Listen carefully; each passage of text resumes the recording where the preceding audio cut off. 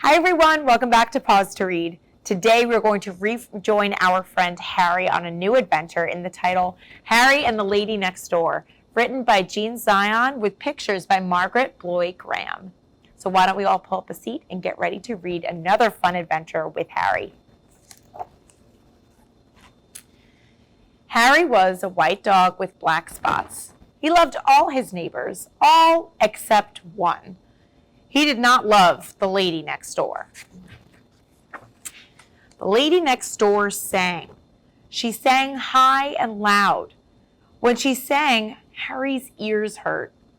She sang higher than the peanut whistle. When she sang, the peanut man put his hands over his ears.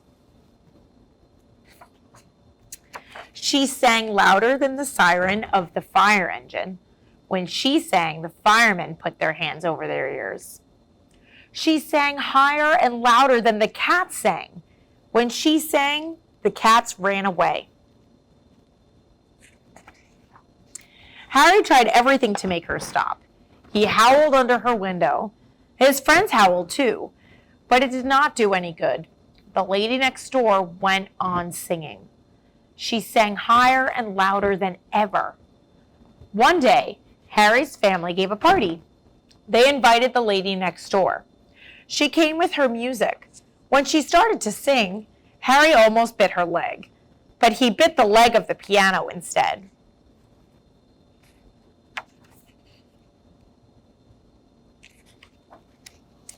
The family sent Harry out of the room. "You're a bad dog," they said. Harry just wagged his tail.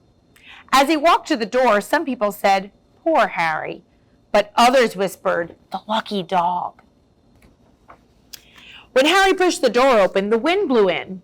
It blew the pages of the music off the piano. They blew all around the room. Everyone tried to catch the music, but no one could. The pages blew out the door and into the garden. They blew over the fence and up into the trees. Harry caught some of the pages, but he did not bring them back. He ran away with them.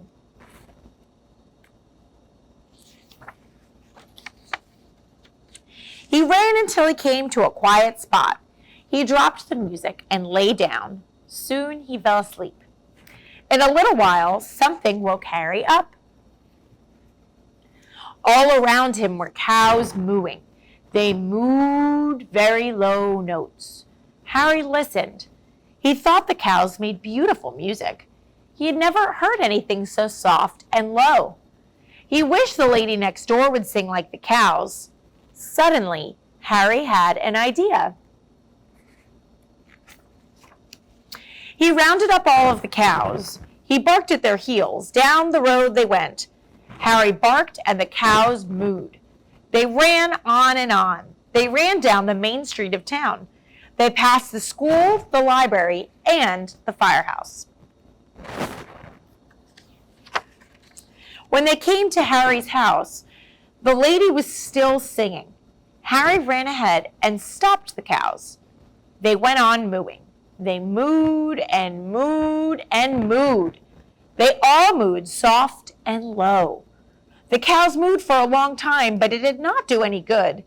The lady next door went on singing.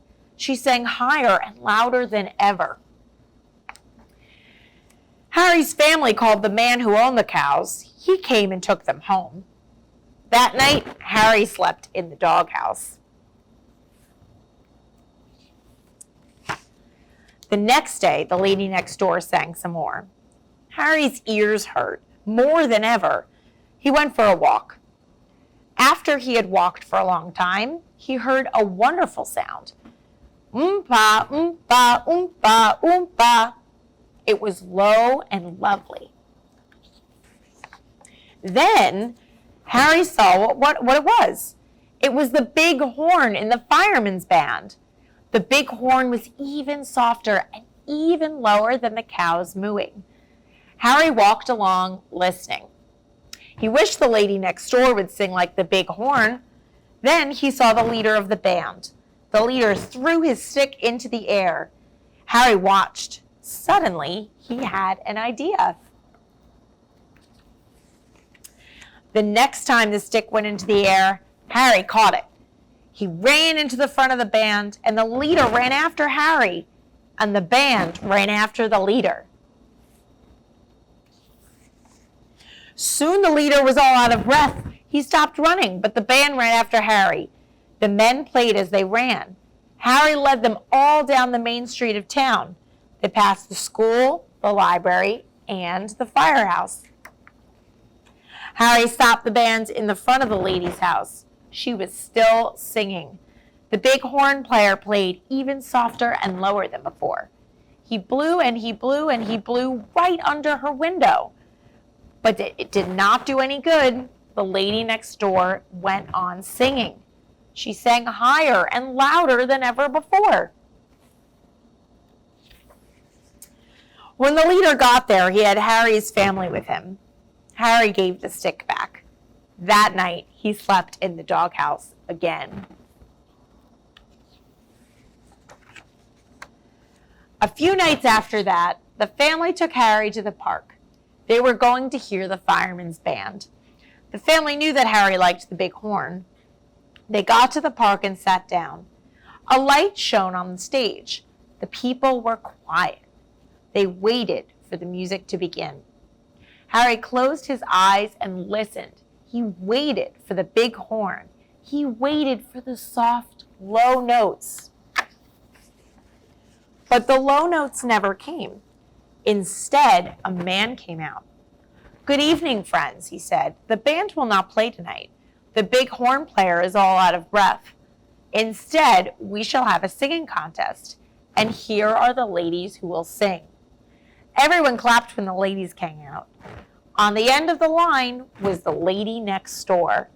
Harry took one look and ran off. He was almost out of the park when he heard something. Blurp, blurp, blurp, blurp. It was low and beautiful. Harry stopped and listened. It was even softer and lower than the cows and the big horn. He wished the lady next door would sing like this. Then he saw where the sound came from. It came from inside a watering can. Suddenly, Harry had an idea. He took the handle of the can in his mouth. Then he ran with it. When he got back to the bandstand, he walked quietly up the stairs. The lady next door was singing. He put the watering can on the floor behind her. Soon the lady sang a very high note. Then something happened. 2 frogs jumped out of the can. One jumped on the lady's head. The other jumped on her shoulder.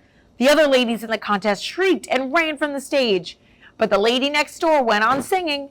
She sang even higher and louder than ever. When she finished her song, everyone shouted, "Hooray!" The judges whispered together. Then one of them spoke. "Ladies and gentlemen," he said, "the other ladies in the contest have all gone home.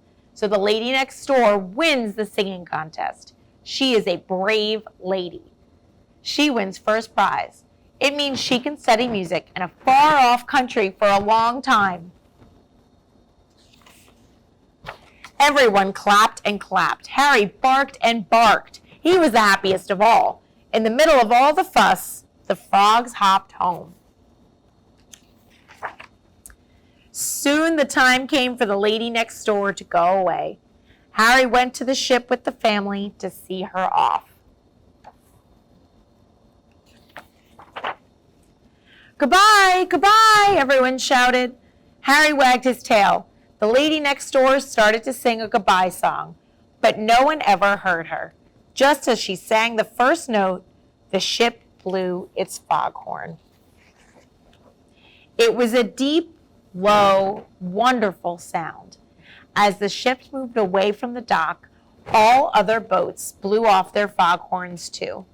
Harry thought it was the most beautiful goodbye song that he had ever heard. The end.